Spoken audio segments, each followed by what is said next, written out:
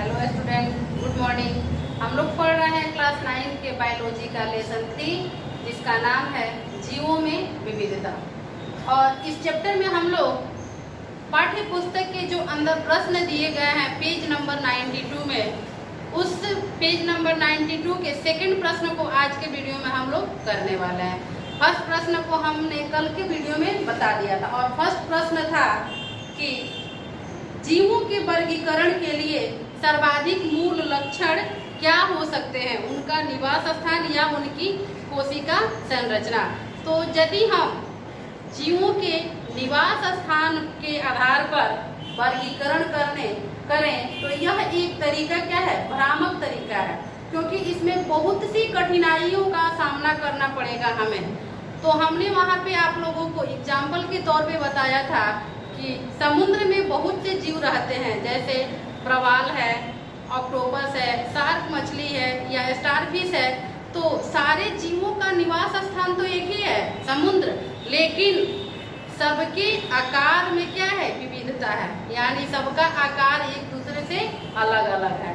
तो उसके निवास स्थान के आधार पर हम उसका वर्गीकरण अच्छे तरह से नहीं कर सकते हैं, यानी उसके लक्षण को या उसके वर्गीकरण को अच्छे से करने के लिए हमें जीवों के कोशिकीय संरचना पे क्या करना पड़ेगा, कोशिकीय संरचना को मूल लक्षण बना के तब हम जीवों का वर्गीकरण कर सकते हैं। तो आज आइए हम सेकंड क्वेश्चन के बारे में जानते हैं। सेकंड क्वेश्चन है कि जीवों के प्रारंभिक विभाजन के लिए, माने सबसे पहले विभाजन के लिए किस मूल लक्षण को आधार बनाया गया है। आइए हम इस प्रश्न के आंसर को बताते हैं। जीवों के प्रारंभिक विभाजन के लिए, जीवों के प्रारंभिक विभाजन के लिए, जीवों के प्रारंभिक विभाजन के लिए, प्रारंभिक विभाजन के लिए, जीवों के प्रारंभिक विभाजन के लिए मूल लक्षण उनकी, मूल लक्षण उनकी कोशिकीय, मूल लक्षण उनकी कोशिकाओं की प्रवृत्ति है, कोशिकाओं की प्रवृत्ति है। मूल लक्षण उनकी कोशिकाओं की प्रवृत्ति है, कोशिकाओं की प्रवृत्ति है कि कोशिकाओं की प्रवृत्ति है प्रोकैरियोटी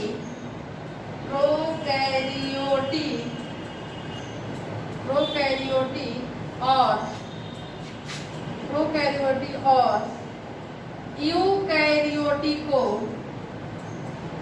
यूकैरियोटी को मूल आधार, प्रोकैरियोटी और यूकैरियोटी को मूल आधार बनाया गया है, मूल आधार बनाया गया। यानी जीवों के प्रारंभिक विभाजन के लिए हम मूल लक्षण जो है वह प्रोकैरियोटिक और यूकैरियोटिक के आधार पर हम उसका विभाजन कर सकते हैं।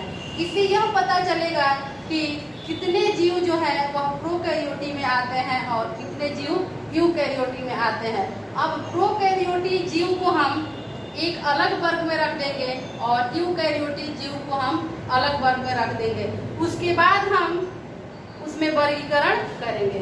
तो आइए अब हम क्वेश्चन नंबर 3 को देखते हैं। क्वेश्चन नंबर 3 है, किस आधार पर जंतुओं और वनस्पतियों को एक दूसरे से भिन्न वर्ग में रखा गया है। क्वेश्चन नंबर 3 है,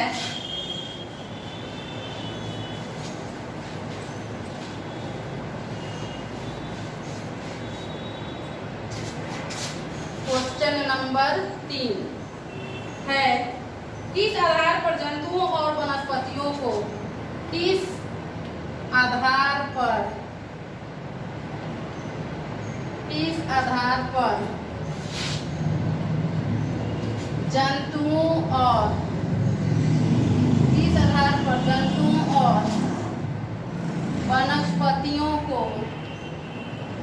किस आधार पर जंतुओं और वनस्पतियों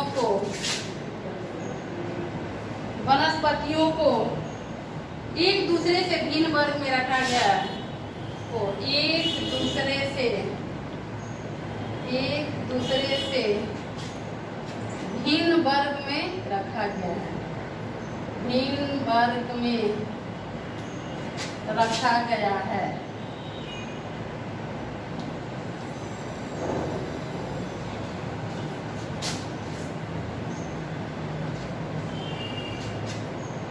आंसर है इसका, किस आधार पर जंतुओं और वनस्पतियों को एक दूसरे से भिन्न वर्गों में रखा गया है? तो आइए हम इसका आधार बनाते हैं।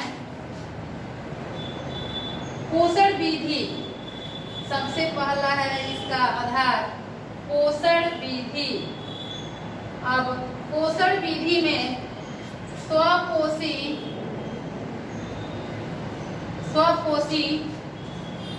एवं विषमपोषी के आधार पर, स्वपोषी एवं विषमपोषी के आधार पर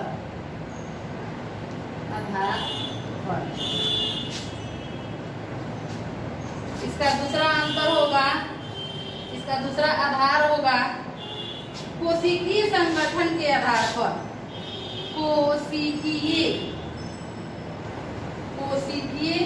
संगठन के आधार पर, कोशिकीय संगठन के आधार पर, कोशिकीय संगठन के आधार पर। तीसरा होगा शारीरिक बनावट के आधार पर, शारीरिक बनावट के आधार पर, शारीरिक बनावट के आधार पर। चौथा होगा कोशिका भित्ति के आधार पर, कोशिका भित्ति के आधार पर, कोशिका भित्ति के आधार पर। कह रहे कि वह कौन से आधार होंगे जिसके चलते हम या जिसके द्वारा हम जंतुओं और वनस्पतियों को एक अलग वर्ग में रख सकते। वनस्पति माने होता है पेड़ पौधे, यानी पेड़ पौधे को हम एक अलग समूह में और जीव जंतु को हम एक अलग समूह में किस आधार पर रख सकते हैं? तो वह आधार है सबसे पहला पोषण विधि, यानी पोषण विधि के आधार पर भी हम जंतुओं और वनस्पतियों को एक अलग वर्ग में रख सकते हैं। और लेकिन पोषण विधि के आधार पर रखने में भी उसमें भी हमको क्या देखना है कि वह स्वपोषी है या विषमपोषी है। तो आप सभी जानते हैं कि जितने पेड़ पौधे होते हैं वह क्या है, स्वपोषी होते हैं, यानी वह किसी दूसरे जीव पे डिपेंड नहीं रहते हैं, वह खुद पे निर्भर रहते हैं, अपना भोजन खुद बना लेते हैं। लेकिन पेड़ पौधों को छोड़कर बाकी जितने जीव जंतु हैं सब क्या है, विषमपोषी हैं, यानी वह अपने भोजन के लिए किसी अन्य पे क्या होते हैं, निर्भर रहते हैं। उसका दूसरा आधार है कोशिकीय संगठन के आधार पर, यानी जो इसकी कोशिकीय संगठन है वह प्रोकैरियोटी है या यूकैरियोटी है, उसके आधार पर भी हम जंतुओं और वनस्पतियों को एक अलग वर्ग में रख सकते हैं। तीसरा है शारीरिक बनावट के आधार पर, यानी उसकी शरीर की संरचना किस ढंग से है या किस तरह से उसकी शरीर की बनावट हुई है, उसके आधार पर भी हम उसको अलग वर्ग में रख सकते हैं। चौथा है कोशिका भित्ति के आधार पर, कोशिका भित्ति के आधार पर भी हम अन्य जंतुओं या वनस्पतियों को एक अलग वर्ग या एक अलग समूहों में रख सकते हैं।